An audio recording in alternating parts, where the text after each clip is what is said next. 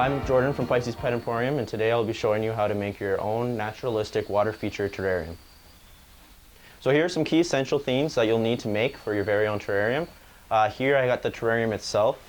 Now I have some corrugated plastic which you'll need for your reservoir. So the pump, the tubing, hydro balls which you'll use on the bottom to hold in your humidity.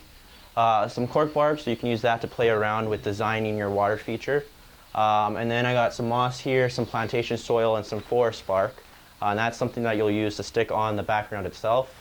The waterfall foam which you'll use to spray on the background, some silicone, terrarium plants, and I got your light here to give life, I guess, for your terrariums. Okay, so the first thing you're going to do with your corrugated plastic is you're going to take your water pump and you're going to measure the length and the width, as well as keep in mind you want enough space so that you can maneuver your hand in and out to actually physically work on the pump if there's any maintenance needed. So you're going to take your corrugated plastic and you're going to cut along the sides here so you get a nice smooth end so there's no troubles when you're siliconing it in. The next step is you're going to cut a line down the first layer of your corrugated plastic and cut along the sides to make it nice and smooth so you're capable of folding it into a 90-degree angle.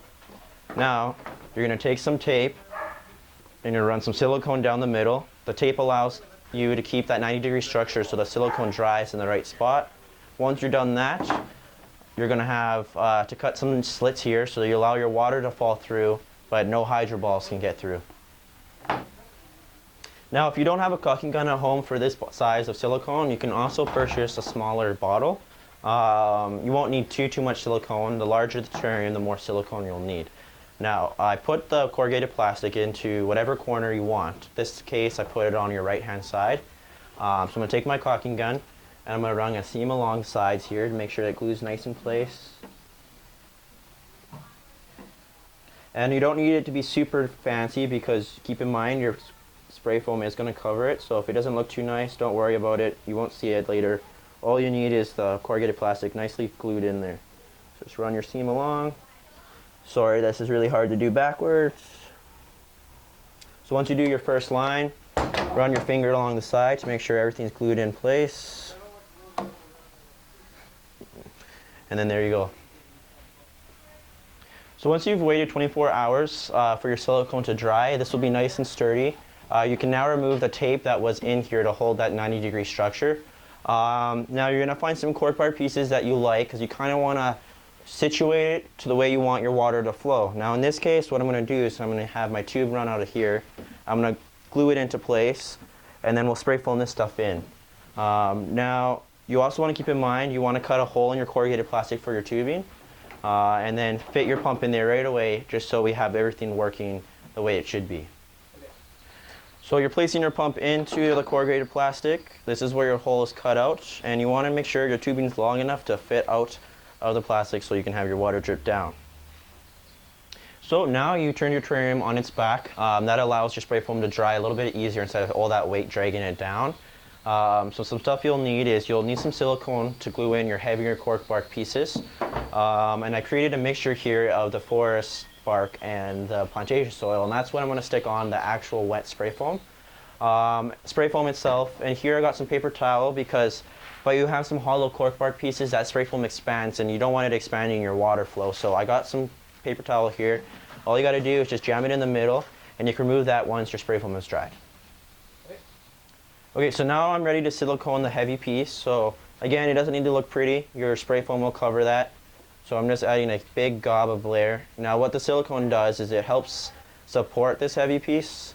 You don't need to wait 24 hours for this to dry and then the spray foam. You can do it all at once. So siliconed it in, place it where I want, and there you go. Okay, so we're going to make sure that your terrarium glass is clean so that way the spray foam sticks on nice. You want to apply somewhat of a thick layer so that it holds everything in place. If you don't put enough spray foam, basically your spray foam will expand and then it will shrink down and not cover your sides fully. So we're good to spray foam here. And again, it doesn't need to look pretty because you're going to be fooling around with your substrate after, as long as you get a nice layer. And you're going to stop at least 4 inches above because you got to keep in mind that's where you want your soil going, so you don't want spray foam in the way of your soil. You want to keep as much soil as you can.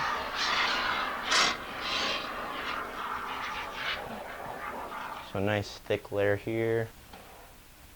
So now you want to add in your substrate. Make sure while the spray foam is still wet, you really want to pack it down in there so that it really gets nice and stuck.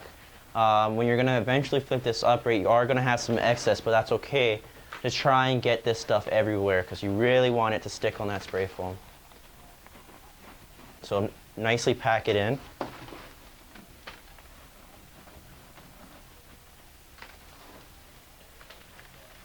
Now throughout this process, the spray foam will expand, so you might see some air bubbles.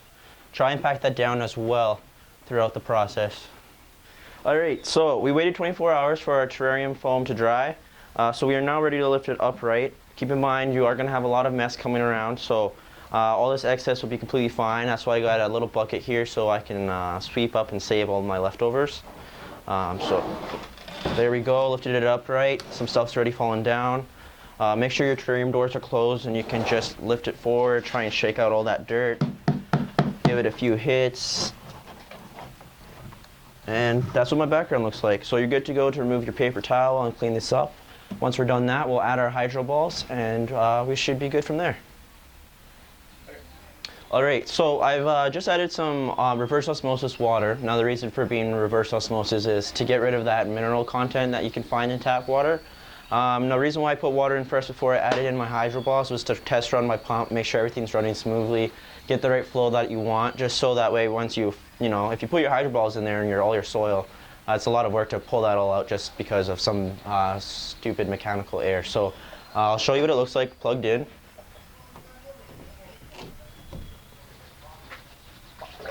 So not too bad, I'm quite happy with it. Now you're good to go add in your hydro balls.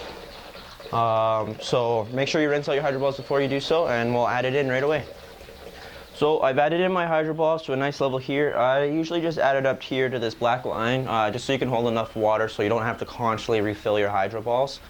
So now you're ready to add in your soil and your mesh to prevent the soil from leaking into your hydro balls.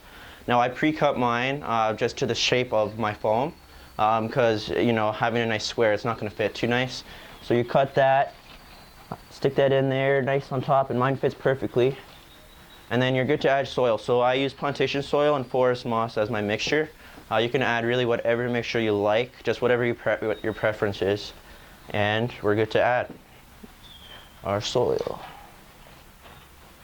Now, if you want to support plant life, you do need a lot of soil depth. So try and slope yours to the back, just to give your plants some space for their roots to grow.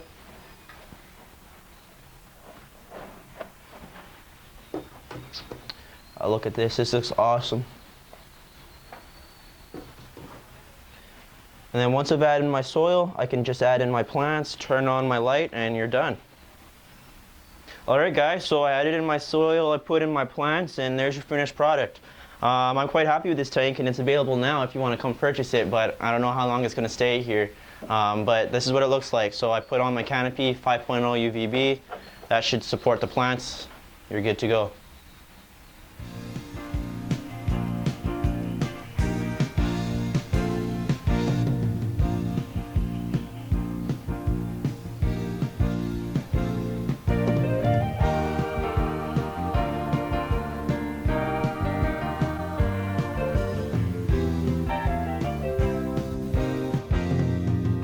A supermarket for your